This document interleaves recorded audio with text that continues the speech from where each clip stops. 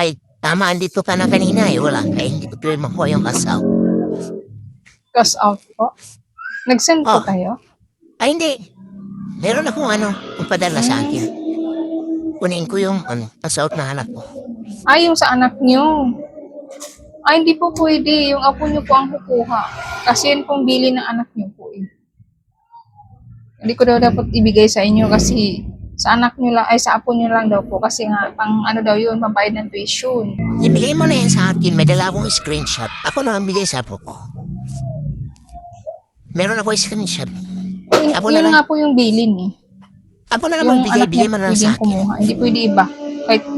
Kahit daw po kayo, hindi daw po ibigay kasi para maibayad agad sa tuition niya. Ako na nga sabi ang kukuha. May dala akong resibo. Sa anak ko naman yan. Bibigay ko naman sa buko yan. Palitirasan mo pa talaga yung pera ng anak ko, no? Anong pag-interesan? Hindi po.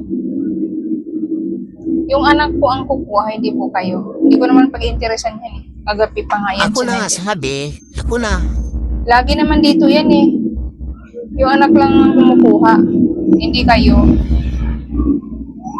Kasi napadalhan na daw po kayo ng pera. Kaya iba daw din po ito. Hindi nyo po pwedeng kuhanin. Papuntahin nyo na lang po dito yung apo nyo po. Pambayad niya ng tuition yan eh. O sige, yung kalahati na lang. Bigyan mo sa akin.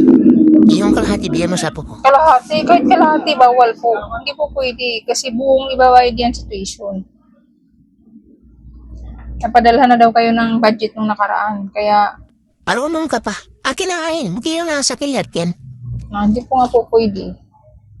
Akin na yan. Sabihan ko na lang yung anak ko na apo ang kumuha. Bigyan ko na lang sa apo ko yung mga yan. Hindi nga po pwede. Pwede yan. Ibigay mo lang sa akin. Ako na bahala Hindi dyan. pwede ganun. Para madiretso daw ng bayad. Kasi nung nakaraan, ginastos nyo lang eh, kaya nakapagpadala tuloy siya ulit. Hindi po pwede. Babae na Papuntahin nyo to. na lang po Pakin yung kong apo nyo dito. gagastusin ko yan. Sa anak ko naman yan. Wala po akong ibibigay. Malis na lang po kayo. Hindi ko po ibibigay sa inyo. Kala ko nagpadala eh. Ate, kunin ko na yung sinandang nga makape. Ay naku, Bin.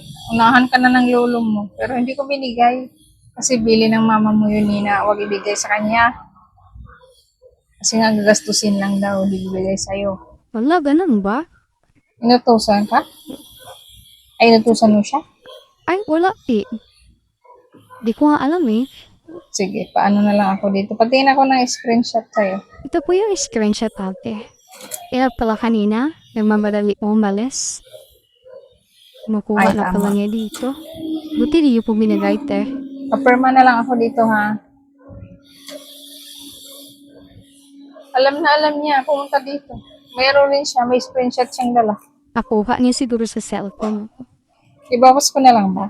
Oh, te, bawas mo na lang yung Sige. charge. Bali, ano na lang, 4-9. Buti na lang talaga ninyo binigay po. Sa pambayad po kasi na ano yan eh. 4, 5. Pinadala naman po siya nung nakaraan eh. Meron naman palang pinadala eh. Naubos na siguro kaagad.